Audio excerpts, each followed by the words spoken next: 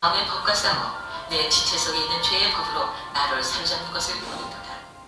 오호라, 나는 곤고한 사람이로다. 이 사망의 몸에서 누가 나를 건져내랴. 우리 주 예수 그리스도로 말미암아 하나님께 감사하리로다. 그런즉 내 자신이 마음으로는 하나님의 법을, 육신으로는 죄의 법을 섬기노라. 아멘. 네.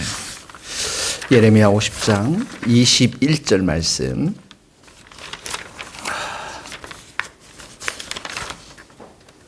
네, 예레미야 20장 예레미야 50장 21절 말씀, 21절에서 32절까지입니다. 예레미야 50장 21절 다 같이 읽겠습니다. 이런 여호와의 말씀이니라. 너희는 올라가서 무로다임의 땅을 치며 그곳에 주민을 쳐서 진멸하되 내가 너희에게 명령한 대로 다 하라. 그 땅에 싸움의 소리와 큰 파멸이 있으리라. 온 세계의 망치가 어찌 그리 꺾여 부서졌는고, 바벨론이 어찌 그리 나라들 가운데 황무지가 되었는고. 바벨론아, 내가 너를 잡으려고 올모를 놓았더니 내가 깨닫지 못하여 걸렸고, 내가 여호와와 싸웠으므로 발각되어 잡혔도다. 여호와께서 그의 병기창을 열고 분노의 먹이를 꺼내면 주 무한군의 여호와께서 갈대아 사람의 땅에 행할 일이 있음이라. 먼 곳에 있는 너희는 와서 그를 치며 그의 곡간을 열고 그것을 곡식더미처럼 쌓아올리라. 그를 진멸하고 남기지 말라. 그의 황소를 다 죽이라. 그를 도살하라. 내려보내라. 그들에게 화 있도다. 그들의 날 그 벌 받을 때가 이르렀음이라. 바벨론 땅에서 도피한 자의 소리여, 시온에서 우리 하나님 여호와의 보복하시는 것, 그의 성전에 보복하시는 것을 선포하는 소리로다. 활 쏘는 자를 바벨론에 수집하라. 활을 당기는 자여, 그 사면으로 진을 쳐서 피하는 자가 없게 하라. 그가 일한 대로 갚고 그가 행한 대로 그에게 갚으라. 그가 이스라엘의 거룩한 자 여호와를 향하여 교만하였습니다. 그러므로 그날에 장정들이 그 거리에 엎드려지겠고 군사들이 멸절되리라. 여호와의 말씀이니라. 주 만군의 여호와의 말씀이니라. 교만한 자여, 보라, 내가 너를 대적하리라. 너의 날 곧 내가 너를 벌할 때가 이르렀음이라. 교만한 자가 걸려 넘어지겠고 그를 일으킬 자가 없을 것이며, 내가 그의 성읍들에 불을 지르니 그의 주위에 있는 것을 다 삼키리라. 아멘. 계속해서 이제 바벨론을 향해서 하나님께서 심판의 말씀들을 오늘도 하시는데요.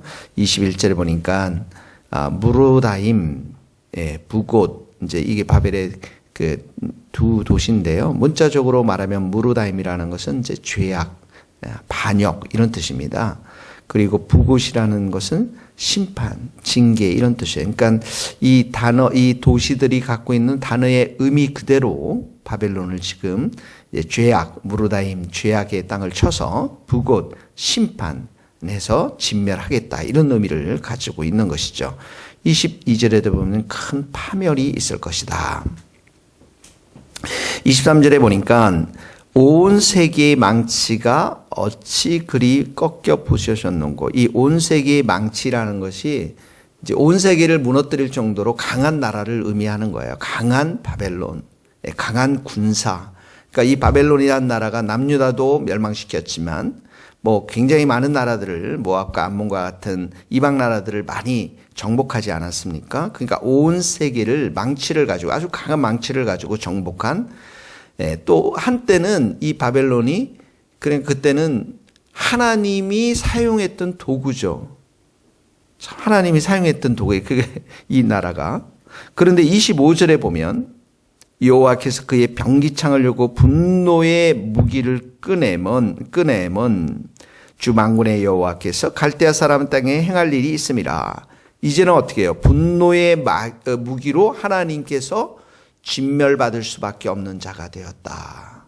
한때는 온 세계의 망치가 되었는데 하나님의 계획과 뜻을 이루는 나라가 되었는데, 25절에는 이제는 이 바벨론이 하나님의 분노의 무기를 이렇게 맞을 수밖에 없는 그런 나라가 되었다. 그래서 이제 26절에 보면 그의 곡간 다 열어버리고 진멸하고, 27절에도 보면 황소들 다 죽이고, 이런 진멸함에 대해서 계속 얘기하고 있습니다. 근데 왜 이렇게 되었을까요? 23절, 온 세계의 망치가 되었다. 하나님의 그 도구가 되었던 이들이 25절에 분노의 무기가 하나님으로부터 이렇게 왜 그랬느냐면, 왜 이렇게 하나님으로부터 버림받고 심판받을 수밖에 없느냐면 24절에 보면 내가 여호와와 싸웠으므로 이런 단어가 나옵니다. 그러니까 하나님을 대적했다라는 거예요. 하나님을 대적했다. 그러니까 이게 이제 교만이잖아요. 하나님 앞에 하나님의 교만. 자, 29절에 보세요. 활 쏘는 자를, 이 활 쏘는 자가 페르시아죠. 바사 제국입니다. 이 바벨론을 무너뜨린 제국이죠. 예, 바사 제국의 고레스 왕에 의해서 망하게 되거든요. 활 쏘는 자를 바벨론에 소집하라 하면서 쭉 보니까 이스라엘의 거룩한 자 여호와를 향하여 교만하였습니다. 이게 하나님을 대적한 것, 교만한 걸 말합니다. 31절에도 보세요. 여호와의 말씀이라 교만한 자여 보라 내가 너를 대적하라니. 하나님의 뜻을 이렇게 거역한 그 백성을 향해서 하나님께서 교만하다고 그랬죠. 32절에 보면 교만한 자가 걸려 넘어지겠고, 오늘 계속해서 이제 바벨론이 가지고 있었던 죄악을 하나님께 대적하고 또 하나님 앞에 교만했던 것들을 보게 되어집니다. 28절에 보면 그래서 바벨론 땅에서 독비하는 자의 소리, 시온에서 우리 하나님 여호와의 보복하시는 것, 그의 성전에 보복하시는 것을 선포하시라. 이 시온에서, 예루살렘 성에서, 예루살렘 성전을 있는 곳이 시온이라고 그러잖아요. 그래서 하나님이 이제 보복을 선포하시는 거예요. 근데 예루살렘 성전은 이 바벨론이 예루살렘도 파괴시켰고 또 예루살렘 성전도 파괴시켰고 예루살렘에 있는 성도들도, 하나님의 백성들도 이렇게 포로로 잡혀가고 학대하지 않았습니까? 특히 이제 성전에 있었던 그릇 같은 거 가져가서 이 벨사살 왕이 그 잔치를 열고 거기에 술을 마시면서 우리의 신 마두둑 신이 여호와의 신보다 훨씬 더 강하다, 이렇게 축하를 벌이고 잔치했던, 그야말로 진짜 하나님 앞에 대적했던 교만한 역사적 사건들이 있지 않았습니까? 이것이 바로 교만한 행동을 말하고 있는 것입니다.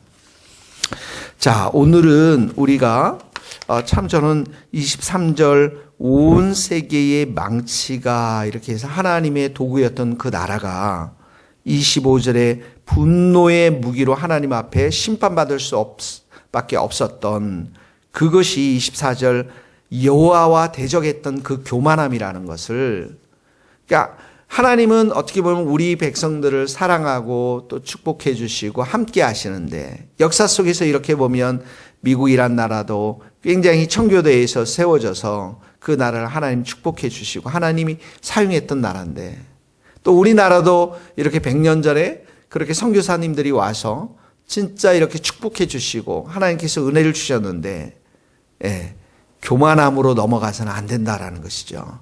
그러니까 사람은 돈이 있고 사람은 믿는 구석이 있으면, 뭐 권력이 있고 또 학벌이 있고 좋은 뭐 직장이 있고 자기가 믿는 이런 것들이 있으면 그것이 하나님이 주신 은혜인 것을 깨닫고 정말 그 도구를 가지고 계속해서 하나님의 나라와 하나님을 섬기는데 사용해야 되는데, 그것이 이제 겸손이죠. 하나님이 우리 교회 가운데 또 우리 나라 가운데 우리 가정 가운데 우리 인생 가운데 이런 일들을 행하셨구나. 계속해서 더 겸손해야 되는데 그렇지 못하다는 거예요. 이런 하나님 외에 믿는 것들이, 믿는 구석들이 있으면 교만하기가 쉽고 하나님에 대해서 잊어버리기가 쉽고 하나님의 존재를 인정하지 않고 하나님을 인정하지 않고 자기 욕심대로 자기 생각대로 살아가는 거. 그래서 하나님 앞에 대적할 뿐만 아니라 다른 사람들도 이렇게 무시하며 살아가는 것, 이것이 이제 교만한 모습인 것입니다. 자기 자신들의 힘만을 의지하고 자랑하는 것. 그래서 끊임없이 성경은 우리에게 뭘 얘기하고 있냐면 겸손을 얘기하고 있죠. 겸손을. 오늘 우리가 이 바벨론이라는 나라를 한번 생각해 보면서 우리가 오늘 겸손을 많이 묵상했으면 좋겠습니다. 하나님, 내가 하나님 앞에 정말 이 심판을 불러오는 교만한 자가 되지 않고 겸손한 자가 되게 도와주세요. 이렇게 이사야서 2장 11절에도 그날에 눈이 높은 자가 낮아지며 교만한 자가 굴복되고 여호와께서 홀로 높임을 받으시리라. 교만한 자는 하나님이 반드시 이제 대적한다고 그러지 않습니까? 베드로전서 5장 5절에도 하나님께서는 교만한 자를 대적하고 겸손한 자들에게 은혜를 주시고, 그러므로 하나님의 능하신 손 아래에서 겸손하라. 때가 되면 너희를 높이시리라. 빌립보서 2장에도 너희 안에 이 마음을 품어라. 곧 그리스도 예수의 마음이니. 이 겸손한 마음이잖아요.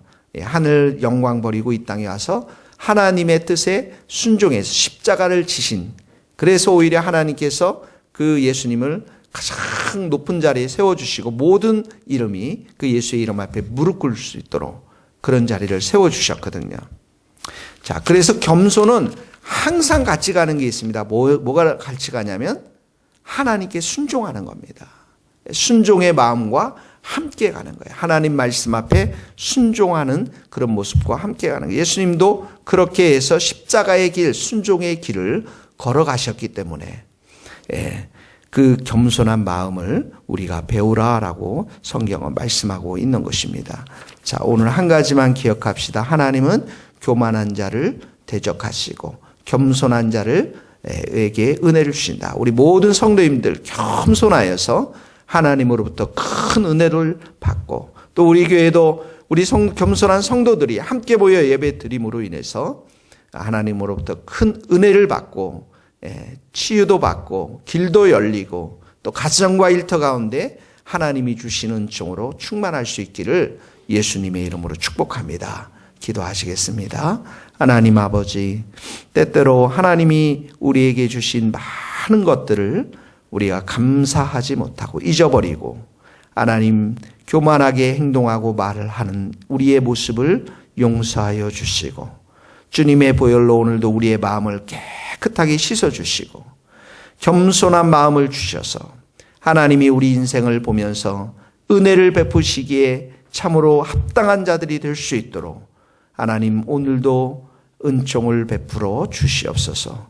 우리의 마음에 높은 마음, 교만한 마음, 자고한 마음, 자랑하는 마음, 하나님을 의지하지 않고 내 입만 자랑하려고 하는 이런 모든 교만함을 주님의 보혈로 깨끗이 씻어주시고, 주님 오늘도 십자가 앞에 은혜를 구하며 주님의 손을 맞잡고 하루 종일 주님과 동행하며 예수님의 이름을 많이 부르면서 겸손한 그런 하루의 삶을 살아갈 수 있도록 은총을 내려 주시옵소서. 우리 교회의 이전을 주님 앞에 의탁하오니 하나님 가장 좋은 장소로 인도하여 주셔서 교회가 계속해서 복음을 선포하는 복된 교회, 구원의 방주의 역할을 감당하는 그러한 교회가 될 수 있도록 기름 부어 주옵소서.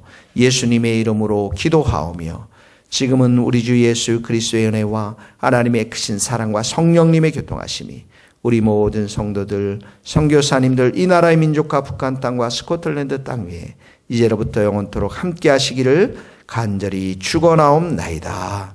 아멘.